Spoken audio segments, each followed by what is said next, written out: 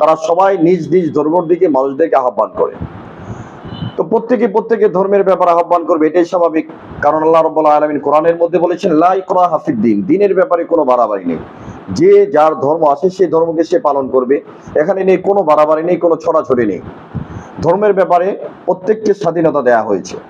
সুতরাং যে ধর্ম পালন করে সেই ধর্মের ব্যাপারে তারা মানুষকে আহ্বান করবে, এটাই স্বাভাবিক।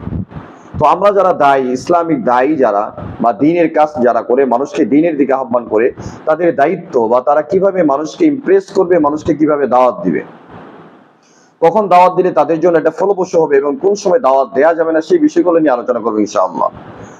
তো আমরা যেহেতু দায়ী হতে চাই, এই জন্য আমাদের সর্বপ্রথম আমাদেরকে ফলো করতে হবে নবী মুহাম্মদ সাল্লাল্লাহু আলাইহি ওয়াসাল্লামকে, অর্থাৎ আমাদের যিনি লিড দিয়েছেন, আমাদের যিনি লিডার, আমাদের যিনি নেতা, আমরা যাকে নবী হিসেবে মেনে নিয়েছি এবং তিনি আমাদের নবী, এতে কারো কোনো দ্বিমত নেই, মুসলিম জাহানের কারোর কোনো দ্বিমত নেই। কারণ রাসূল কারীম সাল্লাল্লাহু আলাইহি ওয়াসাল্লাম উম্মতের মাঝে দ্বীনের দায়ীর কাজ করেছেন। রাসূল সাল্লাল্লাহু আলাইহি ওয়াসাল্লাম যে সময়ের মধ্যে দ্বীনের দাওয়াতের কাজ করেছেন, সেই সময়টা এতটা সহজ ছিল না। যেখানে সারা পৃথিবী তাওহীদের বিপক্ষের লোক ছিল, তারা বিভিন্ন মতাদর্শের লোক ছিল, বিভিন্ন দলে বিভক্ত ছিল, বিভিন্ন গোত্রতে বিভক্ত ছিল, তাদেরকে এক করে ইসলামের দাওয়াত দেওয়া বা ইসলামী কথা বলা বিষয়টা একেবারে সহজ ছিল না। এরপরও রাসূল কারীম সাল্লাল্লাহু আলাইহি ওয়াসাল্লাম আল্লাহ তাআলা যে দায়িত্ব দিয়ে, যে মিশন দিয়ে তাকে দুনিয়াতে প্রেরণ করেছিলেন, সেই মিশনটাকে বাস্তবায়ন করার জন্য রাসূল সাল্লাল্লাহু আলাইহি ওয়াসাল্লাম দিবারাত্র মানুষের মাঝে ঈমানের দাওয়াত দিয়েছেন, মানুষের দ্বীনের ময়দানে ঈমানের মেহনত করেছেন। এই জন্য আল্লাহ রাব্বুল আলামিন কোরআনের মধ্যে রাসূলকে সম্বোধন করে বলেছেন, ইয়া আইয়ুহার রাসূলু বাল্লিগ মা উনজিলা ইলাইকা মির রাব্বিক ফাইন লাম তাফআল কামা বাল্লাগতার রিসালা। রাসূল, আপনাকে যে রিসালাতের দায়িত্ব দেওয়া হয়েছে, এটা মানুষের কাছে আপনি পাবলিশ করেন। যদি এটা আপনি মানুষের কাছে পাবলিশ করতে না পারেন, তাহলে আপনি রিসালাতের দায়িত্বকে পূর্ণ করলেন না। তাহলে একজন দায়ীর জন্য সর্বপ্রথম অনুসৃত বিষয় হচ্ছে আমাদের নবী মুহাম্মদ সাল্লাল্লাহু আলাইহি ওয়াসাল্লাম তিনি কিভাবে উম্মতের মাঝে দাওয়াত দিয়েছেন। দাওয়াত দেওয়ার জন্য সর্বপ্রথম যে কাজটি হচ্ছে, তাকে নম্র হতে হবে, ভদ্র হতে হবে। কারণ আল্লাহ তাআলা কোরআনের মধ্যে বলেছেন, নবী, আপনি যদি তাদের সাথে কঠোরতা করতেন, তাদের সাথে যদি রোড ব্যবহার করতেন, তারা আপনার থেকে অনেক দূরে সরে যেত। এটা হলো 1 নাম্বার পয়েন্ট। দায়ীদেরকে অবশ্যই কোমল হতে হবে, তাদের ভাষা, তাদের মাধুর্যতা, তাদের বডি ল্যাঙ্গুয়েজ সবগুলো একেবারে কোমল হতে হবে।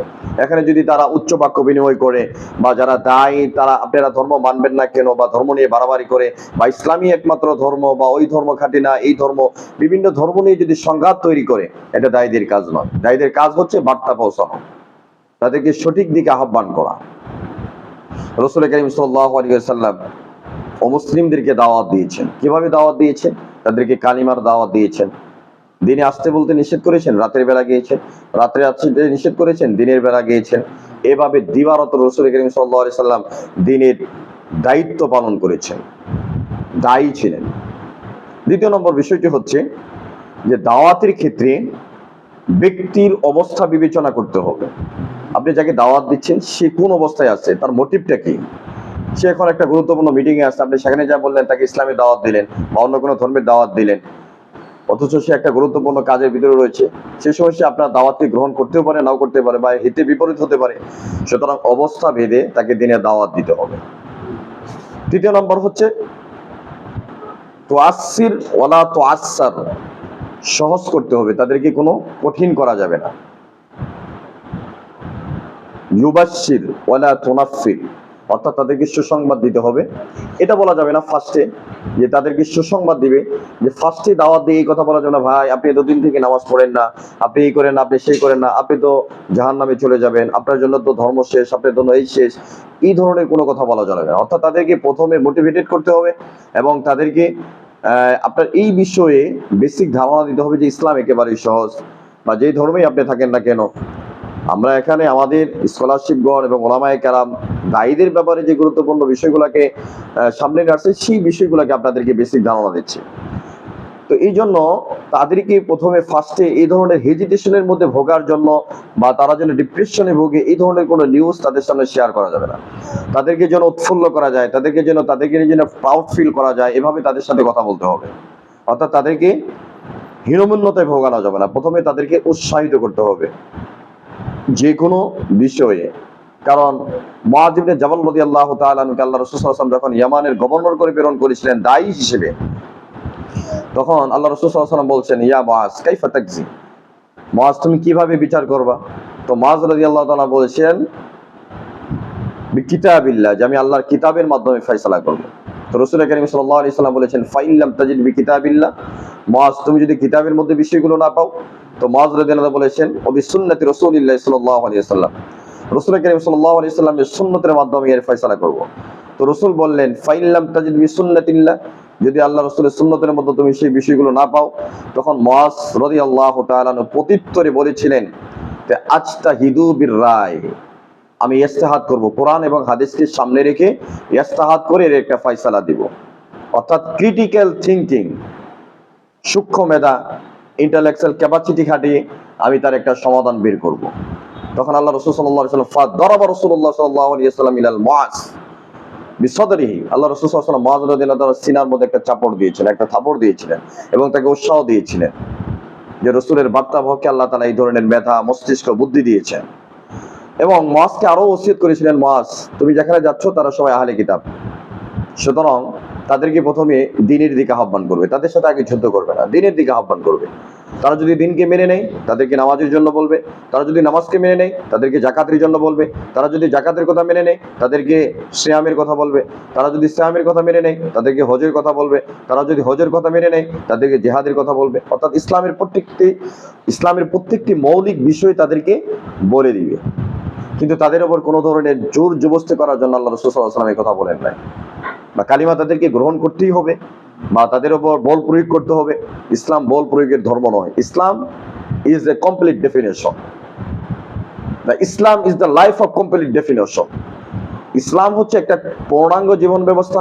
এখানে কোনো উগ্রতা নেই, এখানে কোনো কাটাকাটি নেই, এখানে কোনো জোর প্রয়োগ নেই, কারণ ইসলামের বিজয় হয়েছে আখলাকের মাধ্যমে। সুতরাং দায়ীর দায়িত্ব হচ্ছে নম্র ভাষায় দাওয়াত দেওয়া, কিন্তু তাকে ইসলামের মধ্যে নিয়ে আসতেই হবে বা এই ধরনের তাকে জোর প্রয়োগ করে নিয়ে আসতে হবে, এই ধরনের কথা কোথাও নেই।